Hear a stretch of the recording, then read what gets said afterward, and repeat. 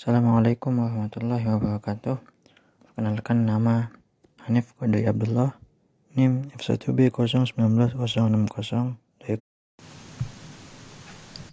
Ya, jadi di sini kita akan menjelaskan modul 1, yaitu pengetahuan dasar pemrograman. Yang pertama, tujuan.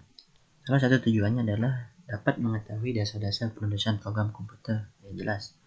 Kemudian memahami struktur bahasa C dan C++, mengetahui dan bisa menggunakan tipe data tertentu dalam pembuatan program, dan bisa memasukkan dan mengambil data dari program. Kemudian ada dasar teori.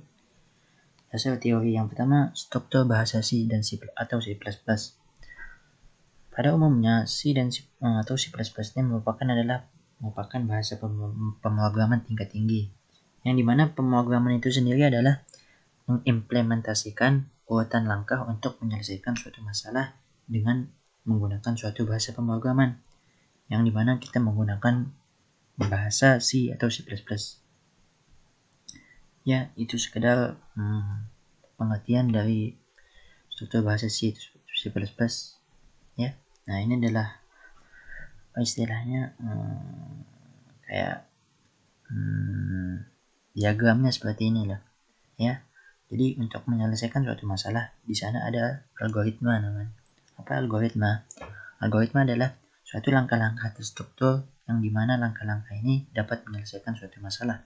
Ya, jadi bahasa pemrograman disusun dari algoritma-algoritma, sehingga algoritma-algoritma ini akan menyelesaikan masalah untuk mencapai solusi tersebut yang dia inginkan. Kemudian struktur C++ yang pertama itu adalah namanya komentar. Komentar ini yang dimana isinya itu keterangan pada program kita, yang dimana nanti dia tidak masuk ke dalam program, hanya sebagai keterangan. Nah, seperti itulah. Contohnya seperti ini, ditandai oleh 2 garis miring. Nah, di sini berarti komentar isinya. Kemudian di sana ada pengarah compiler yang ditandai dengan simbol paga, yang bertugas untuk mengarahkan preprosesor yang digunakan untuk membaca file header, atau bisa dikatakan sebagai pengatur proses kompilasi seperti ini. Nah, istilahnya include nih. Ya, jadi include ini untuk memanggil nanti fungsi-fungsi yang ada di dev-nya lah intinya. Kemudian di sini ada fungsi penjelasan tentang fungsi utama dan tambahan. Fungsi utama itu adalah fungsi yang utama ya yang dimana dia pasti yang pertama kali akan dieksekusi. Itulah contohnya seperti ini. Nah, fungsi utama ditandai dengan int main. Ada main di sini.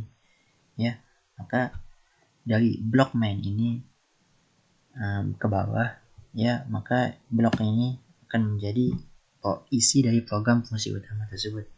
Ya, seperti itulah. Kemudian di sana ada fungsi tambahan, yang dimana fungsi ini akan mendukung dan merupakan pemecahan dari fungsi utama. Ya, jadi dia hanya pendukung, yang dimana sebagai pendukung dari fungsi utama tersebut. Contohnya seperti ini. Nah, tipe datanya seperti void ini, fungsi tambahan nih.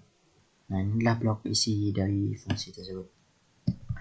Ya, kemudian lanjut, apa sih definisi fungsi itu? Definisi fungsi adalah bagian yang menyertai fungsi, yang dimana di dalamnya berisi sintaks-sintaks yang nantinya akan dieksekusi apabila fungsi tersebut dipanggil, yang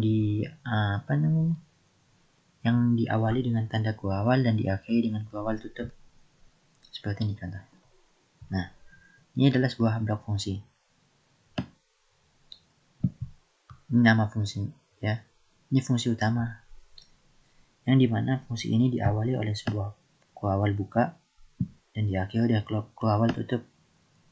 Ya, seperti itulah. Jadi ini adalah blok fungsi. Kemudian di sana ada bagian deklarasi.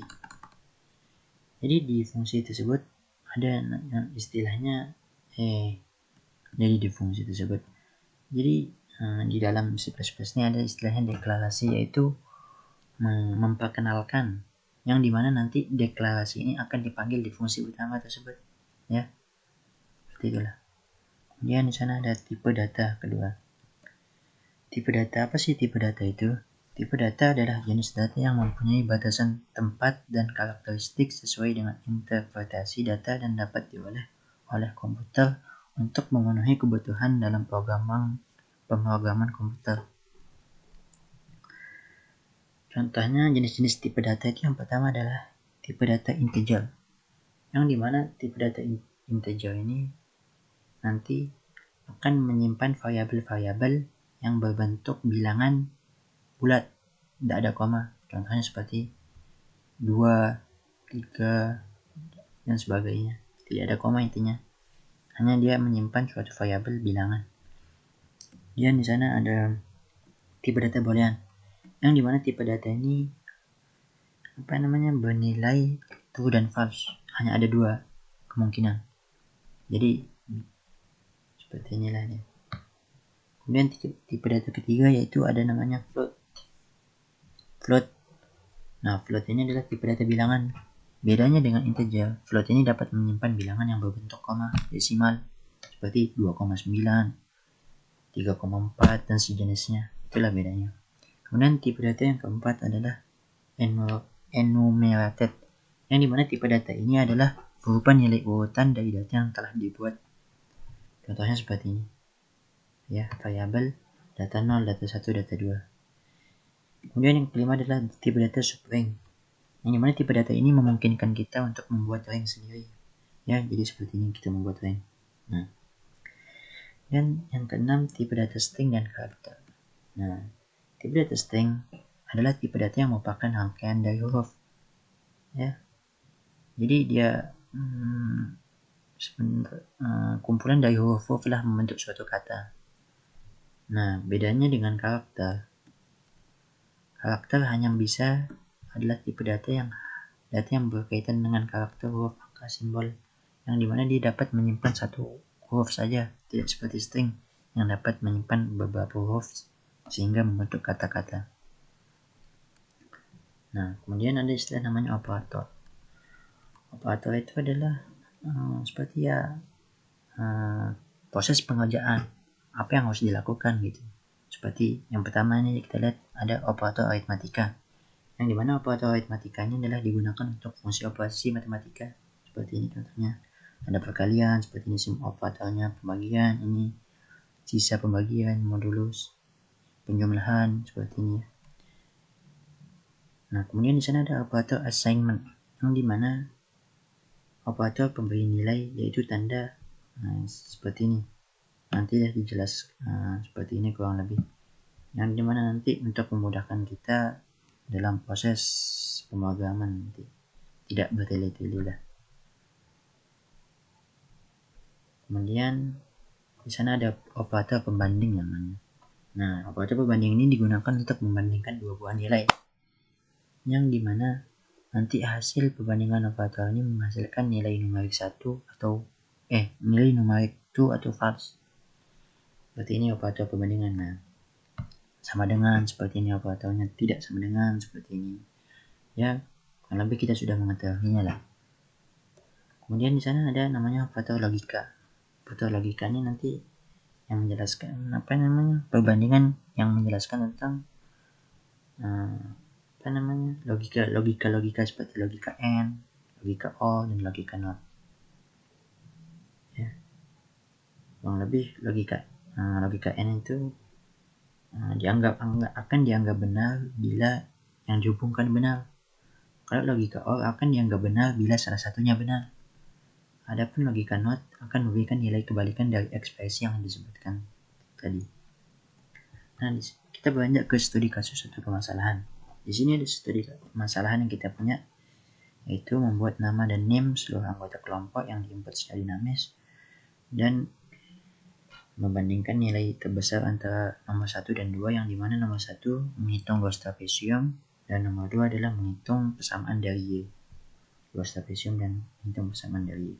Kita lihat skripnya.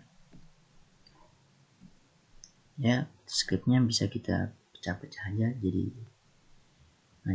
skripnya seperti ini kurang lebih. Nah, kita jelaskan di analisanya nanti.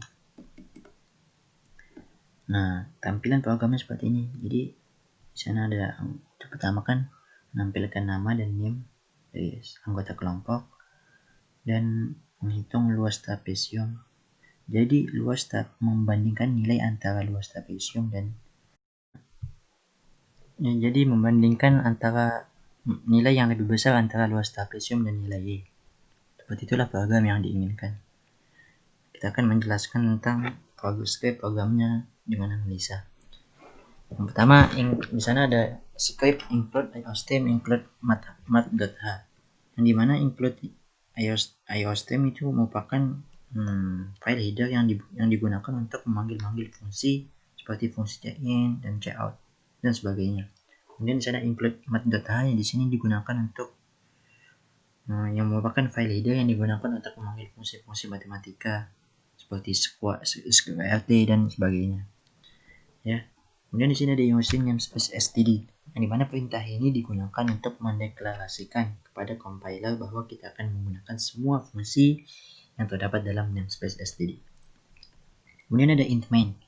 Int main sudah jelaskan tadi bahwa dia merupakan fungsi utama, yang dimana dia akan dieksekusi dari blok programnya, akan dieksekusi di sana. Kemudian di sini ada string nama 1 dan nama 2, nama 3 sampai nama 5, yang dimana script ini merupakan adanya pendeklarasian variabel dengan tipe data string. Ya, variabel nama 1, nama 2 yang bertipe data string, ya, seperti itulah. Kemudian di sini ada script ini, ya, yang digunakan untuk menampilkan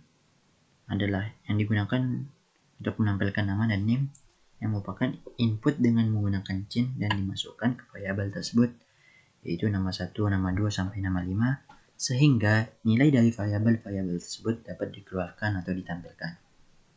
Kemudian di sini ada pendeklarasian nilai, ya. Nilai atas, nilai bawah, nilai tinggi, ya, dideklarasikan dengan tipe data integer. Yang dimana script ini merupakan input dengan menggunakan tipe data integer dan floating. Untuk nilai atas, nilai bawah, nilai tinggi itu menggunakan nilai tipe data integer, karena nilainya tidak kita lihat nilainya dapat kita lihat bahwa nilainya tidak ada yang berkoma, maka kita dapat mentipe datakan Y dengan integer.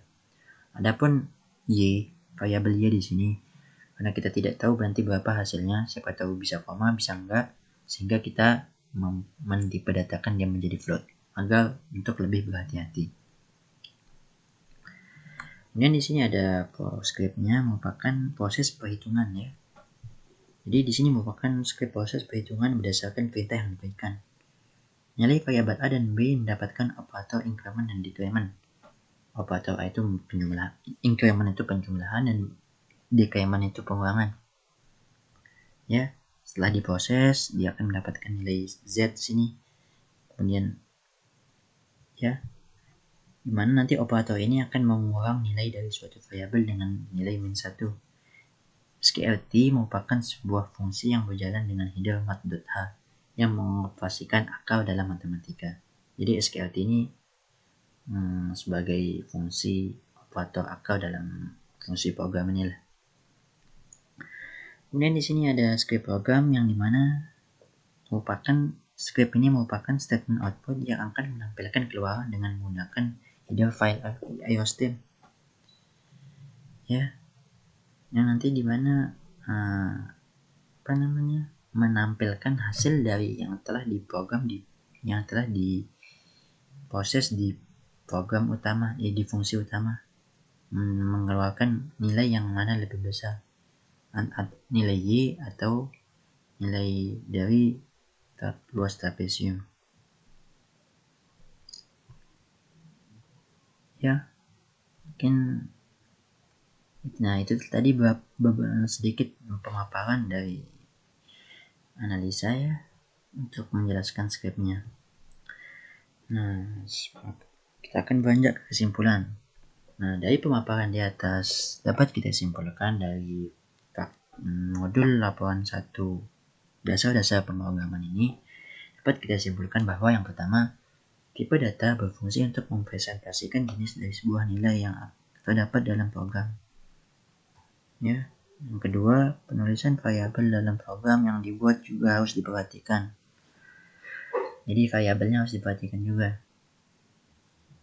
Ada 5 cara dalam penulisan variabel, yaitu yang pertama, tidak boleh sama dengan keyword yang ada di C++, maksimum 32 karakter, membedakan huruf besar dan kecil, karakter pertama harus huruf atau underscore, dan tidak ada spasi. Kemudian kesimpulan yang ketiga adalah operator dalam program C++ atau C digunakan untuk melakukan suatu operasi ataupun manipulasi, seperti operasi aritmatika, manipulasi bit, untuk membandingkan dan sebagainya.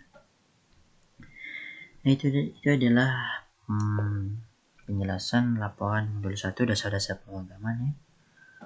Hanya itu yang dapat saya sampaikan, kurang lebihnya mohon maaf. Wabillahi taufiq wal hidayah. Wassalamualaikum warahmatullahi wabarakatuh.